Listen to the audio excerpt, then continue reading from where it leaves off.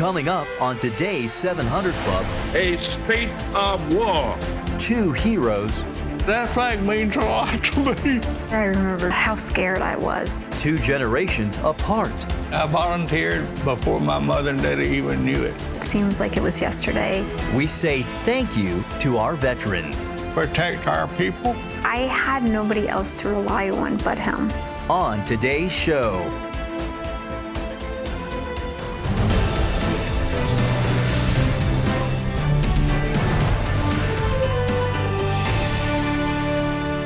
Well, today we salute our veterans, of which I'm delighted to say I am one, in the Korean War. There's some from Vietnam, some from World War II, some, I don't know if there are any World War I veterans. If they were, they're very old now, but some just coming out of the Afghan crisis and the Iraqi war. All of them brave people defending our nation. But the big news is they say it's now being called Snowvember. It's not even winter yet, but parts of the country are freezing in ice, buried under heavy snow. Some of the hardest, heaviest snows on record, and a huge Arctic storm is bringing winter to America 1 month early. And it got very cold very fast in some places. In Denver, the temperature plunged 20 degrees in 30 minutes. Charlene Aaron has the story.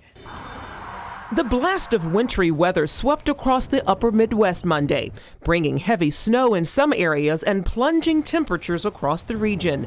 It's a recipe that's creating widespread chaos for drivers. I've been sitting here for about 2 hours, and I got, 15 trucks behind me. In Duluth, Minnesota, icy roads caused a 16-car pileup. Just kind of a landslide of cars. Everything slid down the hill. Minneapolis got more than 15 inches of snow Monday, with more on the way. The frigid weather is being pushed in by a powerful storm that hit Alaska with hurricane-force winds over the weekend and is threatening to bury several states in snow and send temperatures as much as 40 degrees below average. 53 was the high in Billings, Montana on Sunday. Monday, it barely hit 20, and a low of only 8 degrees is expected today. The polar cold is bringing lows in the teens and single digits into Iowa, Kansas, and Colorado this week, and freezing temperatures are forecast as far as South Texas. And while most want to put off winter for a few more weeks, some are welcoming it with open arms. I thought it was really cool because I haven't seen snow in a really long time. Forecasters say things will get warmer over the weekend, but they won't stay that way. Another Arctic blast is on the way for next week. Charlene Aaron, CBN News.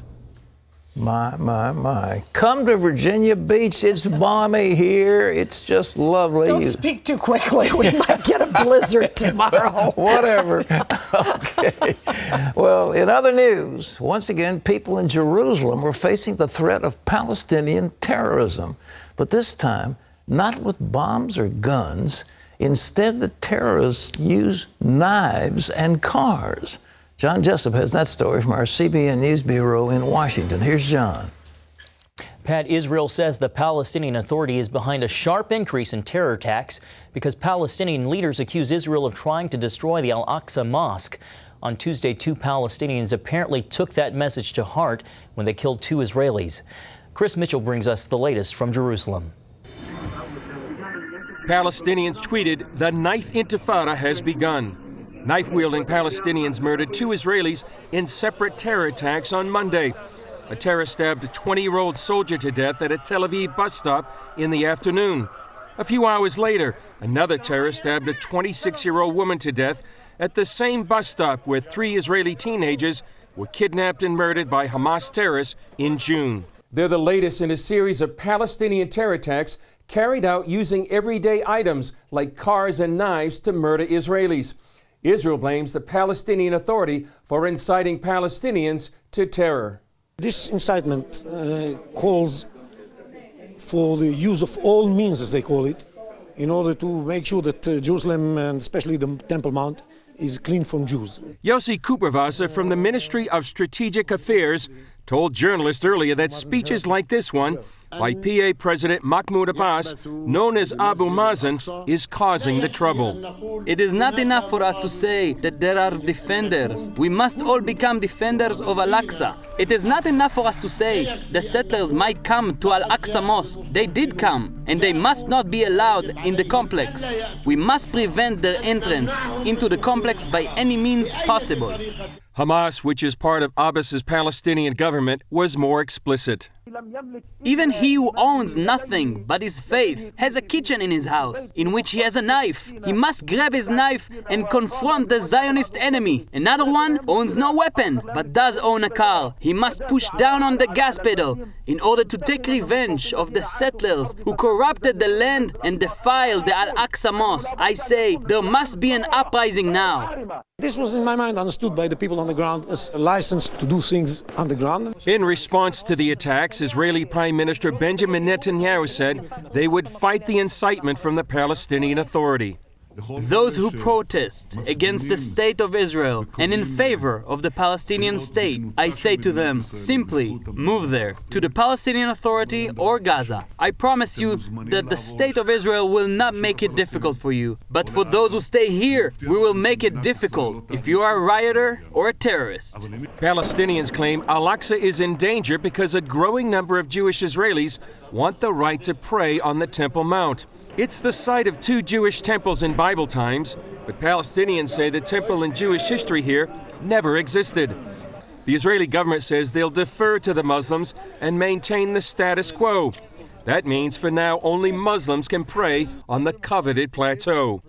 In the meantime, Israelis are dealing with the possibility of terror attacks any place, any time.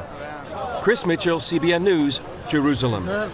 Thanks, Chris. Pat, more and more Mideast unrest. Well, just imagine, ladies and gentlemen, what it would feel like in Chicago or New York or Philadelphia or Los Angeles if everybody was carrying a knife and everybody who rode a bus or rode a subway or walked in a pedestrian mall could be the subject of a knife attack.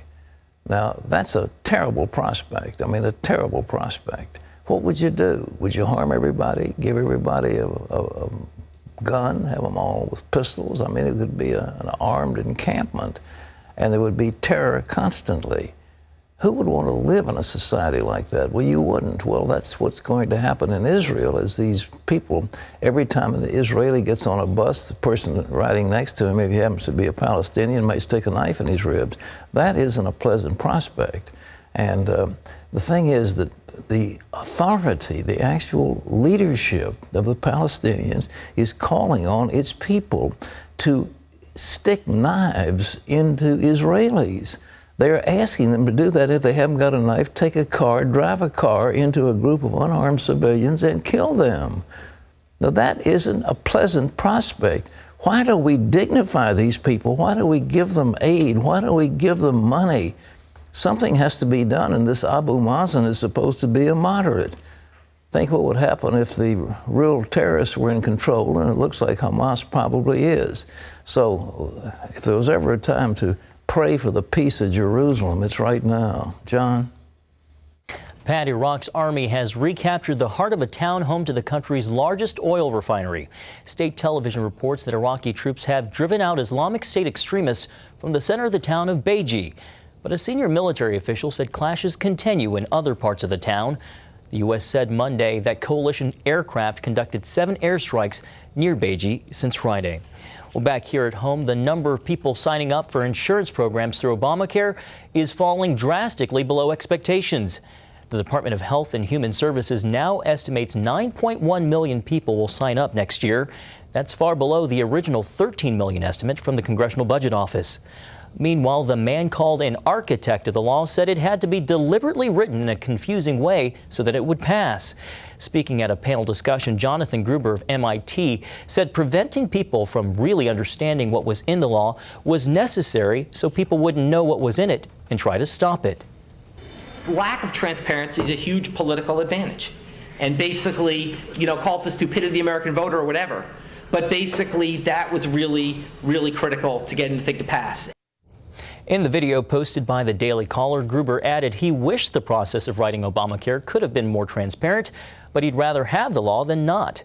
He also said Obamacare could not be seen as a tax increase or would have died in Congress, but the Obama administration later argued before the Supreme Court that it was indeed a tax. Pat?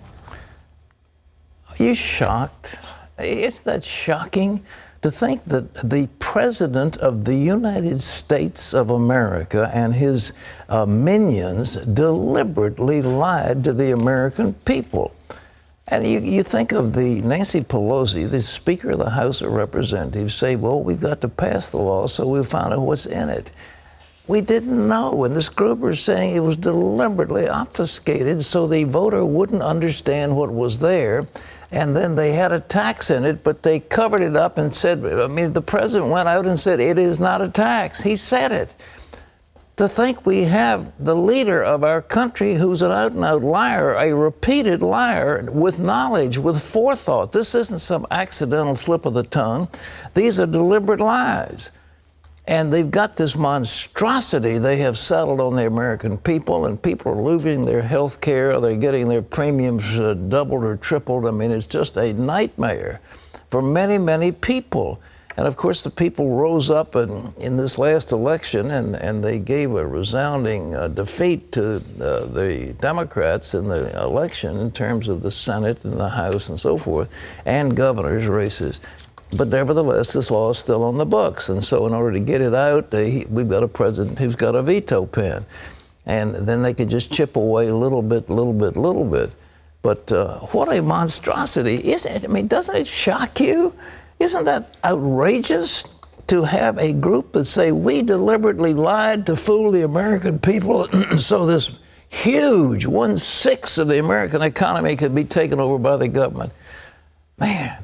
That'd make Karl, not Marx, but Lenin. That would make Lenin blanch. That's the way the communists work. John? Pat, in North Carolina, at least 6 officials have resigned from their jobs rather than be forced to perform same-sex marriage ceremonies. Heather Sell spoke with one magistrate about his decision, what it's cost him, and where he goes from here. John Callum has worked as a magistrate in rural Rockingham County for over a decade. During that time, he has closely watched the growing momentum of gay marriage and wondered what it might mean for him. I had told some of my co-workers, if it ever gets down to that, where I'm asked to perform same-sex marriage, I'm not going to be able to do it. That moment happened last month when a federal judge struck down North Carolina's marriage amendment. Callum told his supervisor, I can't perform a gay marriage.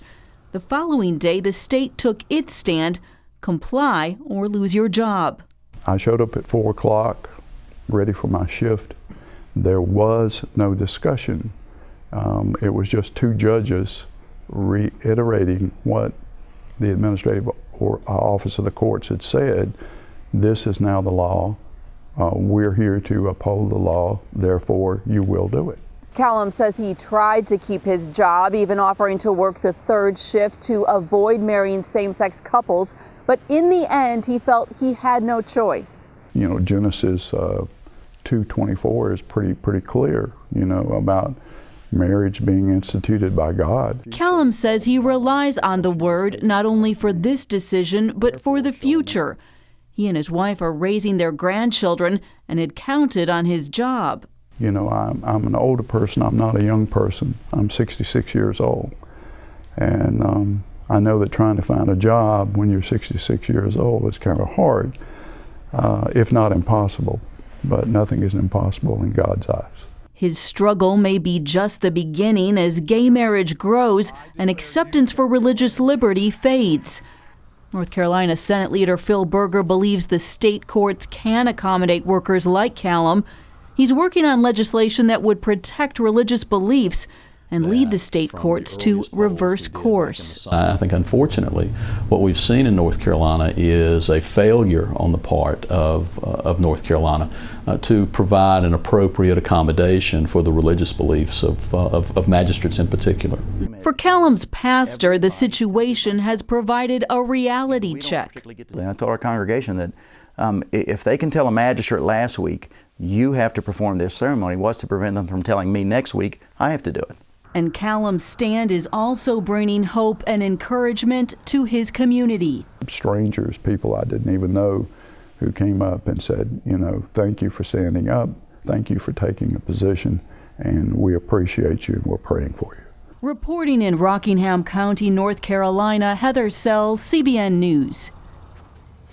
A Dutch man had 2 wireless computer chips implanted in his body so he could store digital money and use the chips for other purposes like programming an alarm clock. Martin Wismeyer is an entrepreneur, and the London Telegraph reports he decided the chips aren't secure enough yet to use permanently. He says the chips need to be encrypted so that its stored information can't be stolen. But he does call the experiment a success. He says the chips can be used not only for digital currency, but as keys for your house or monitoring your health, even helping call a doctor if you happen to have a heart attack. And he believes people who use the chips are helping to make them socially acceptable. Pat, what do you think? Does this sound a little like end-time prophecies? What does the Bible say? You have a mark of the Antichrist, 666. This is how you do it. You put a chip into somebody that's got all of their medical records, all of their financial records, all of the social records that they have. It can be stored in a tiny little chip. We've now got the technology to do it. It's hard to believe that a system would be so all-pervasive that a person couldn't buy or sell without the mark of the beast. Well, we're getting it. And this Dutchman is showing how it can be done. So read the newspaper and read the book of Revelation. Terry? Well, today is Veterans Day, and we want to thank the men and women of our armed forces, starting with the first hero of the Iraq War. It took me a little bit to actually realize what was happening. The main goal was just to get me outside of the hospital as quickly as possible. Jessica Lynch shares her story from private first class to prisoner of war. That's next.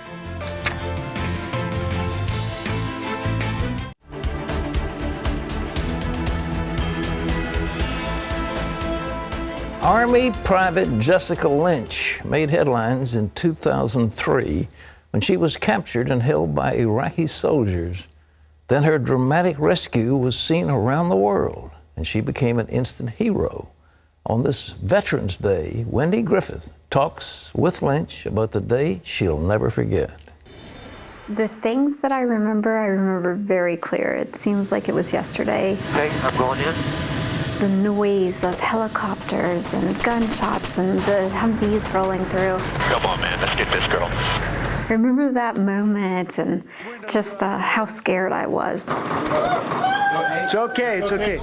United States Army supply convoy was ambushed by irregular Iraqi forces. 9 days earlier, in late March of 2003, 19-year-old Army Private Jessica Lynch of Palestine, West Virginia, experienced what she calls the deadliest day.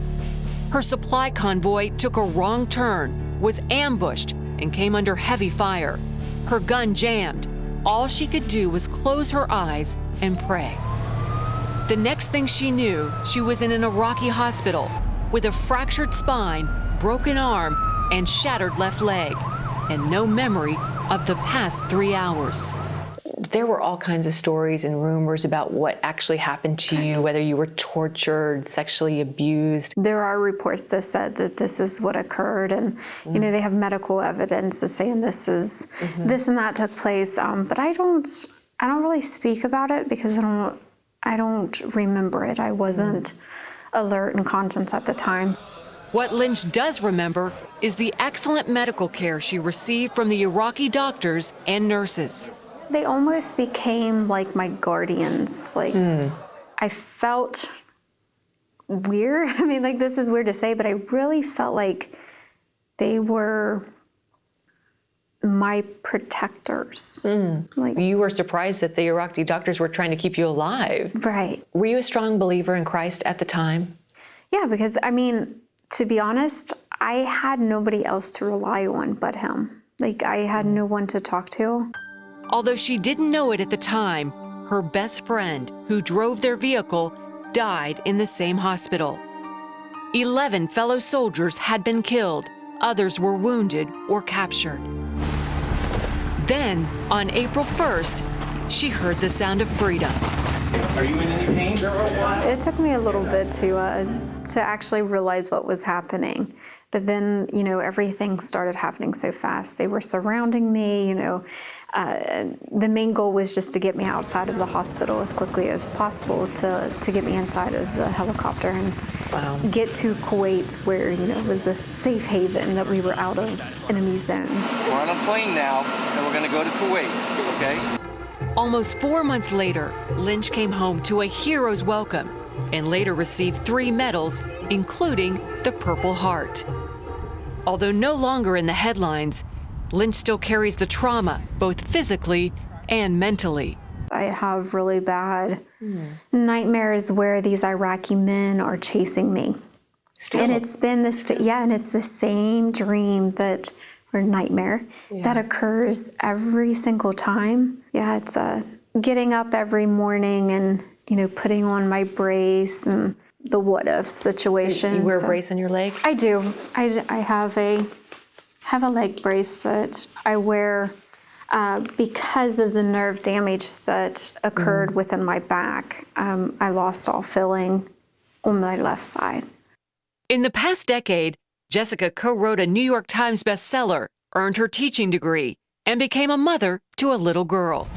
Now, she's added actress to her resume, playing a soldier in Virtuous, a film celebrating the virtuous woman in today's society.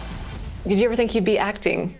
No. No, this is something that's completely out of my comfort zone, but I'm glad that I gave it a shot and that I am a part of this film. Jessica says 11 years and 21 surgeries later, she's still uncomfortable with the label hero and points to those brave men and women serving right now on the front lines for our freedom. We need to still continue to pray and support them until they're all home safely. Wendy Griffith, CBN News. What a brave woman. We thank her for her service and for her courage. Well, still ahead, a World War II vet who flew with bombs in his payload and angels on his wing. We made it a habit. When we got in possible danger or anything, we talked to the Lord before we went. Every time I took off, I prayed to the Lord. Every time I got back, I gave him thanks. Hear how he survived after his plane got hit more than 40 times. That's next.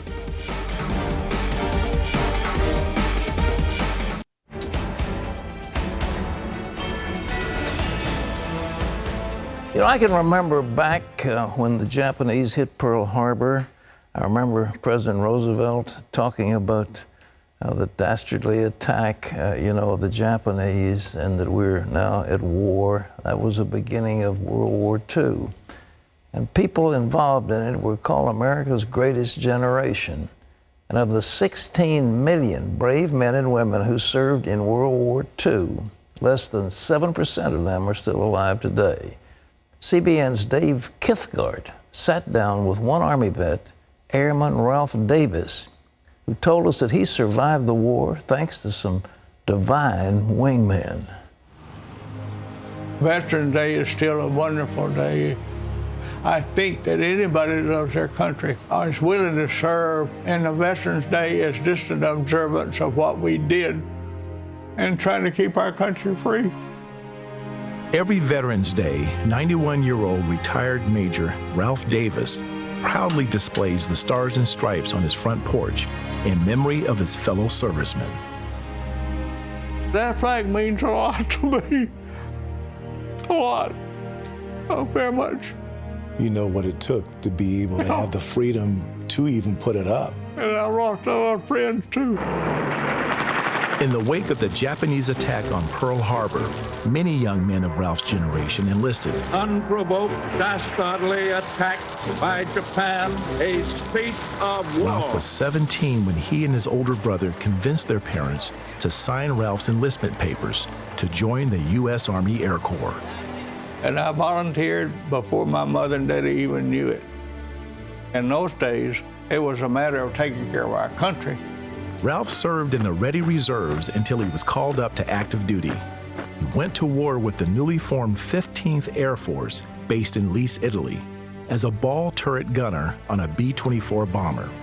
Most of the time, I didn't see anything except the ground below me. I could tell if our mission had been successful by the flames or the smoke that we dropped our bombs. The long-range bomber groups flew deep into Nazi-occupied Europe, dropping their 1,000-ton payloads on key military targets to cripple Hitler's war machine. They were constantly under enemy ground fire. One airman said the flak was so heavy you could walk across it. They had an accurate shot. There were 6 guns usually in one place. They were called a battery. And a battery, when they opened up on you, you know you was going to get hit 5 more times.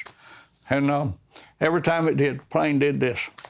You could hear it hit, knocking holes in it. The engineer told us that day, I believe it was 42 or 43 holes.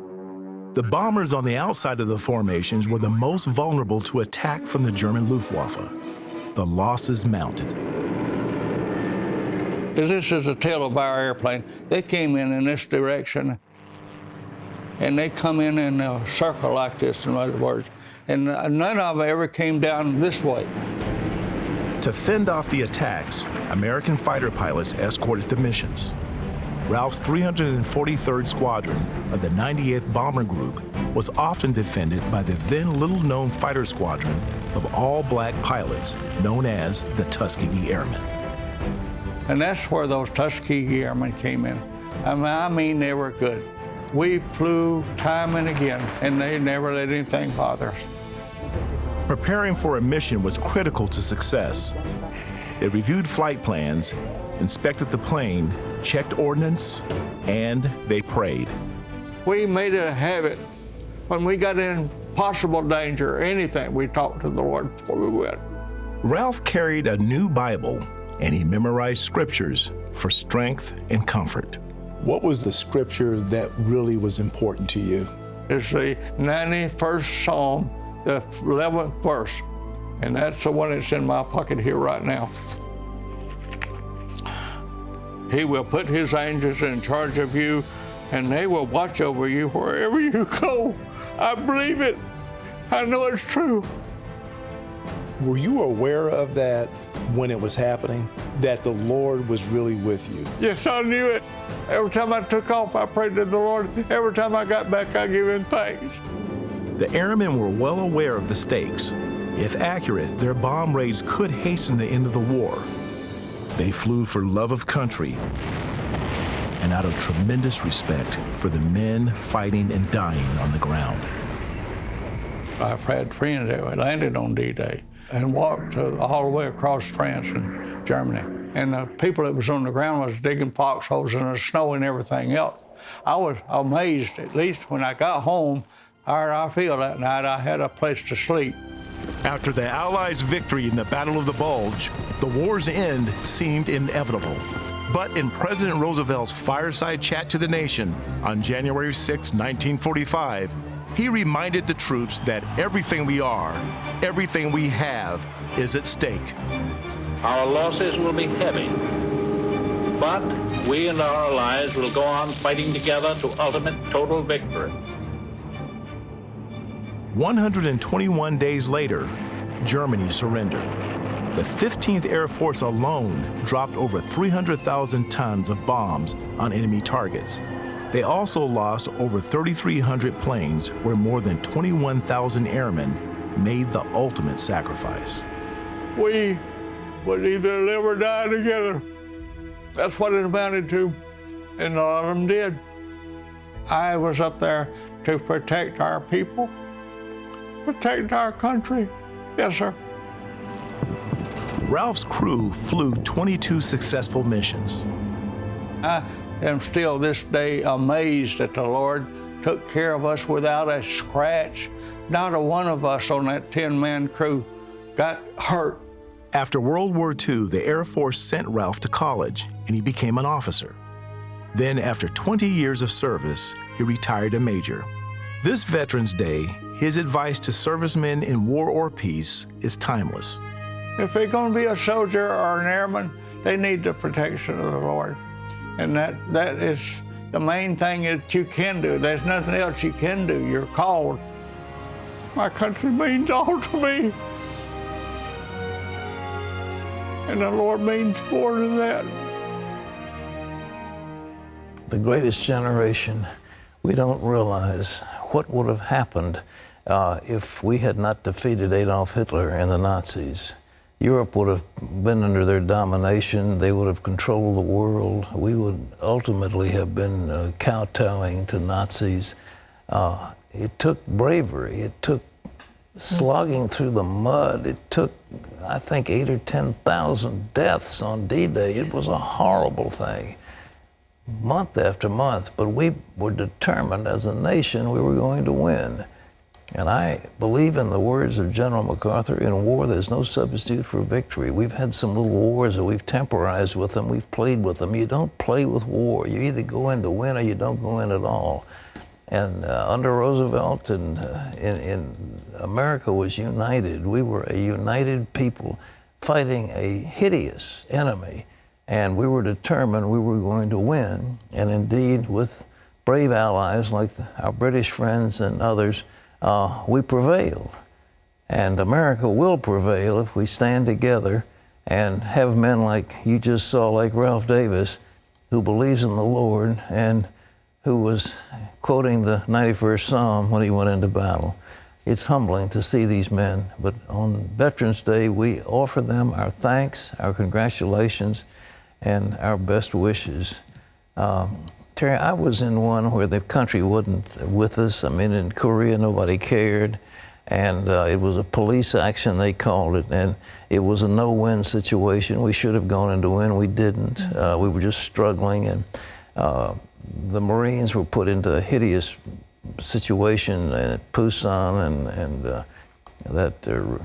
and being attacked by those Chinese in this freezing cold weather. It was minus 20 up in Korea, where I was stationed for a time. I mean, it was miserable conditions. But those Marines in the Chosin Reservoir, they were great heroes, great heroes. You know, there's such patriotic fervor that you see in the hearts of that generation that fought. And I think Vietnam seemed to change things up a little bit for our country. The political leaders of our country deliberately did not decide to win. Lyndon Johnson did not want to win. He wanted to play with it. We didn't bomb Hanoi. We didn't mine Haiphong Harbor. We didn't go into North Vietnam to beat them. We beat them, we fought them in South Vietnam, and the media, unfortunately, was against the effort. And after the Tet Offensive, we won. The Tet Offensive, we won, but Walter Cronkite and his buddies said we lost it. And so you remember Johnson said, I lost Cronkite. Well, what a great loss that was. For that. We paid a terrible price for that. We sure did. All right. Well, coming up later, a Marine who took a bullet in the head and a leap of faith. Plus, we've got your email questions. David says, as a Christian, is it okay to buy a CD that's performed by a Muslim artist? Stay tuned for Bring It On. We'll be back in a moment.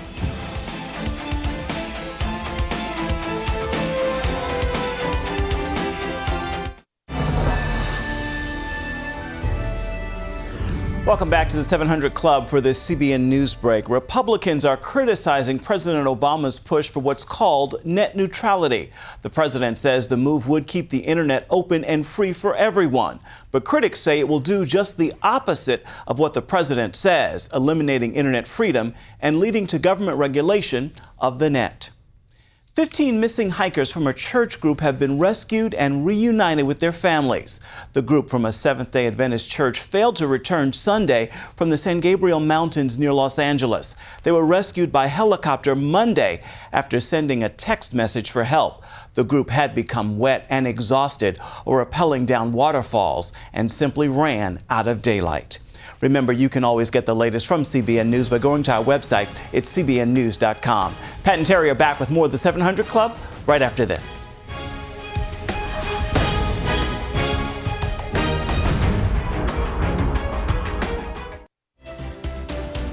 To listen to our top songs of the week, go to CBN Radio at cbn.com. Brandon Burns nearly gave his life serving our country, and he got a big thank you courtesy of CBN's newest ministry, Helping the Home Front. Beginning in 2003, the world's eyes were glued to the invasion of Iraq. Marine Corps machine gunner Brandon Burns had a front row seat in the Battle of Fallujah, which almost cost him his life. I was shot. The bullet went into my brain and went out my head. I was medevaced from Fallujah to Baghdad. I died 5 times. Doctors told Brandon he'd never walk or talk. He couldn't cope with that news. I wanted to give up. However, after 4 years of physical therapy, this Marine can walk and talk. During PT, he met and married Laura. Brandon doesn't let his partial paralysis prevent him from taking care of his family. I wouldn't have come this far unless God has given me the strength. Brandon's injuries prevent him from working full-time. He wanted to work part-time, though, for a church planting ministry near Quantico Marine Base. The problem? Quantico is in Virginia, and the Burns lived in Memphis. The family started packing anyway, trusting God for moving money they didn't have. I wasn't worried about the finances because the Lord has always provided, and we got full faith that this is all going to come together. Back in Virginia, Pillar Church pastor Colby Garman knew that coming up with the funds to move the family would be tough. As excited as we are to integrate them into the ministry life, we recognize it takes partners like CBN. Pastor Garman asked CBN's Helping the Home Front to relocate the Burns. While the Burns were packing up their home, they had a surprise visitor. Hey, how are you? Good. Good to see you, man. Were you expecting me today? No. No? Pastor Garman told the couple that Helping the Home Front would pay for their moves. Thank you. Thank you. And he had even bigger news. We're going to pay for your first month's rent in the new home that you guys are going to be moving into. That is awesome. You think that'll help you guys out? Yes. The Burns settled into their new home in Virginia and are now living their dream, sharing the gospel. We're so thankful for Helping the Home Front because they've looked at a guy like Brandon and said, we want to be a part of that. We want to help a guy like that be able to pursue the dreams that God's put in his heart. I cannot say thank you enough. Come here.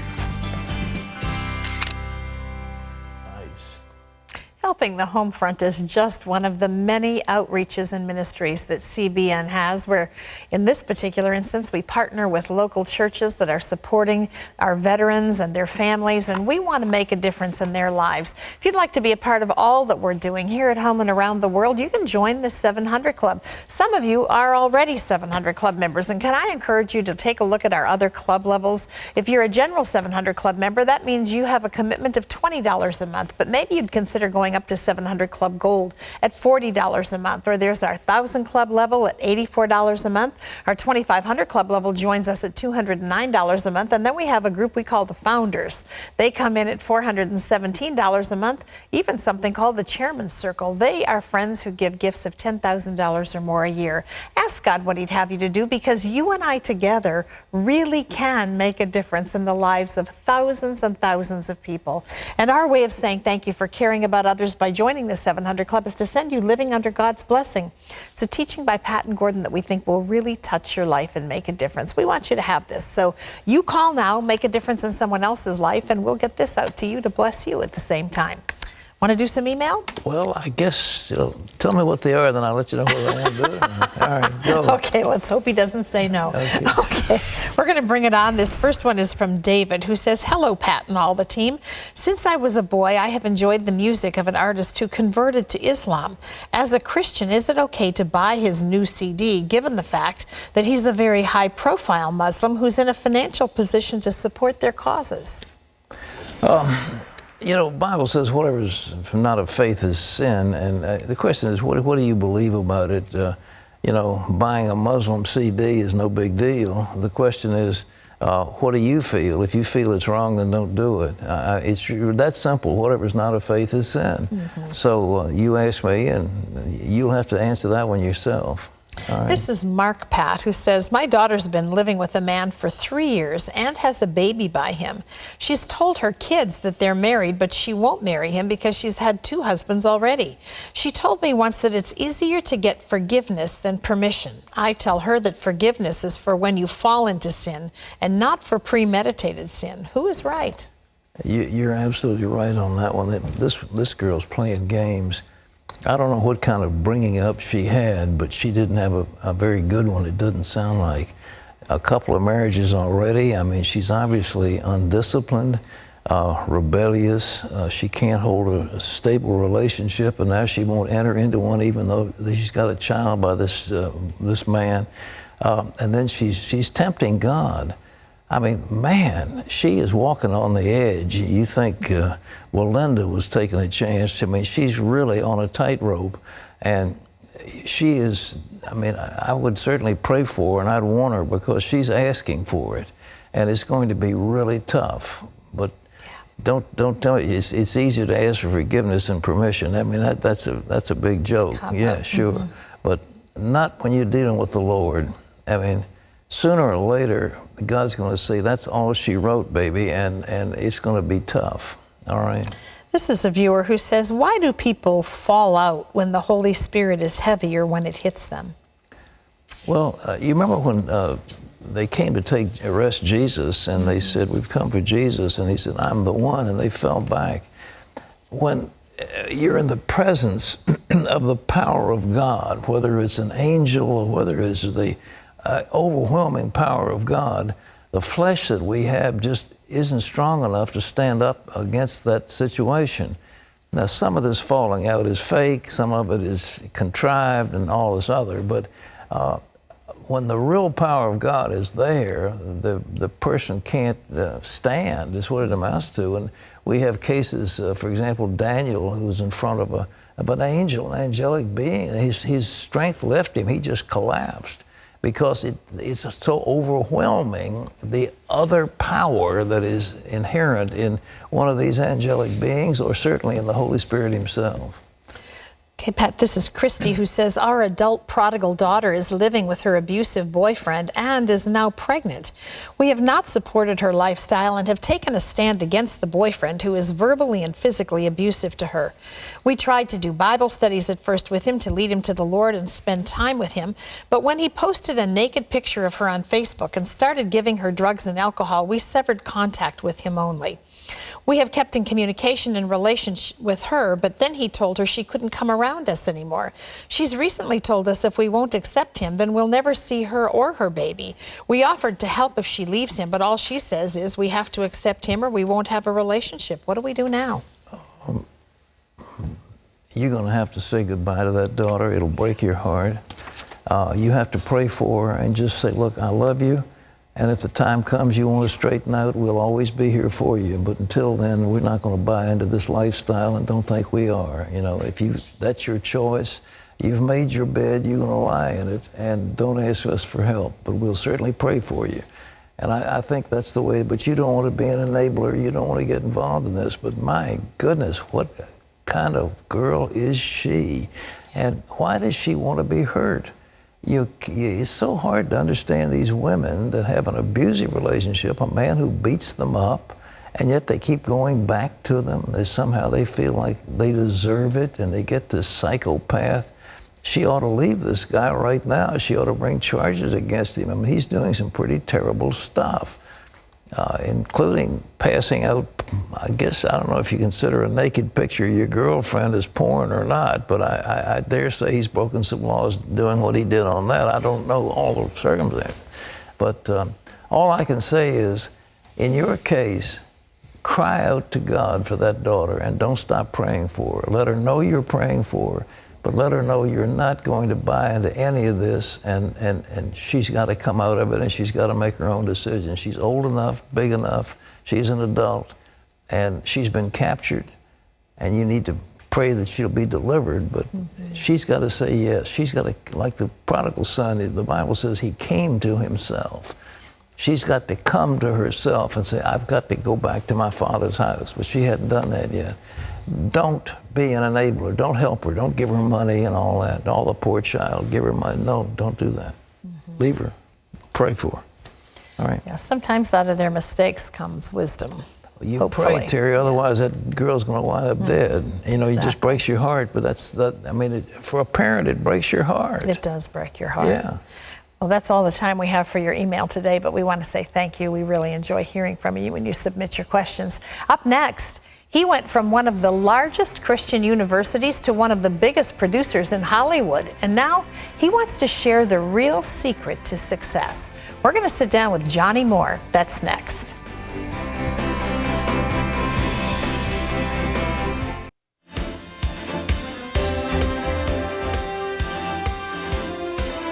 Well, here's a simple question that may require a not so simple answer. What are you supposed to do with your life? Considering that the average person bounces between 7 careers in his or her lifetime, people may think it's hard to find exactly what they've been put on this earth to do. But according to author Johnnie Moore, those people are wrong. Children seem to have no problem answering life's tough questions, like, what do you want to be when you grow up? But as adults, making those life-changing decisions can be tough, especially when we're trying to follow God's will. Johnnie Moore says it's not as hard as people make it. In fact, before he agreed to take over as chief of staff for Hollywood's top-grossing producer, Mark Burnett, he asked God for direction and got a clear answer. In his book, What Am I Supposed to Do with My Life?, Johnnie demystifies how to make those tough decisions by discovering and following God's will. Well, joining us now is the author of What Am I Supposed to Do with My Life? Johnnie Moore. Johnnie, nice to have you with us. Thanks, Terry. Good to be with you. You say that for the last 2,000 years, Christians have bought a sinister lie. What is it? It's that God's will is hard to find. And I know that sounds really unusual, right? Because God's will is basically one of the most frequently used phrases in Christian history. But actually it isn't. It's a frequently used phrase in modern Christian history. And it's actually a whole lot easier than we make it. So a lot of people think of God's will as a kind of a moving target. Maybe you hit it, maybe you don't. But you say that's not so. No, the Bible doesn't teach that if you make this one wrong decision, your life is messed up for the rest of your life. I mean, you and I both talk to so many people that they look back 10 years earlier, they did this one thing, the whole world is falling apart. And actually, the Bible only gives a few key principles for God's will. And actually, there are 2 main principles, which I write about in the book. Talk about those. Well, the first one is this one, and that is that God's will is more about who you are than where you are or what you're doing. God's will is more about who you are than where you are or what you're doing. See, so many people are thinking that the answer to this question involves a vocation or a location. I saw it every single day of my life at Liberty University with students. They were talking to me, what am I supposed to do with my life? What is God's will for my life? Angst. And stress. And by the way, it's stress for parents, it's stress for students. I mean, how many people, right now, how many kids of parents that are watching right now are wondering what they're supposed to do? And one of the points I make in the book is it's more about who you are than where you are or what you're doing. What do you mean when you say that? Well, see, you take you with you wherever you go, right?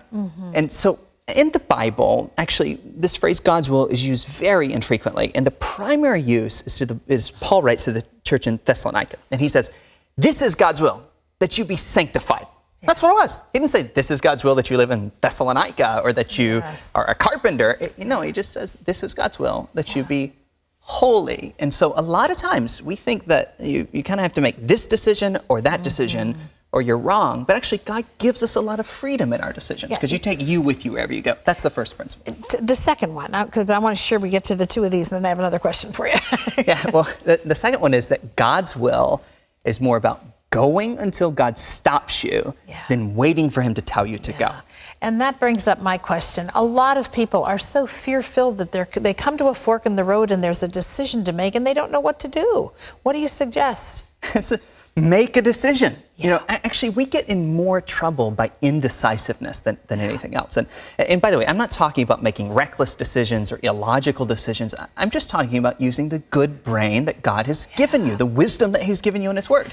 Well, what about waiting? I hear this all the time. I'm waiting on God. I'm looking for a sign. I've asked for a fleece. I mean, you say not necessarily the wisest thing to do.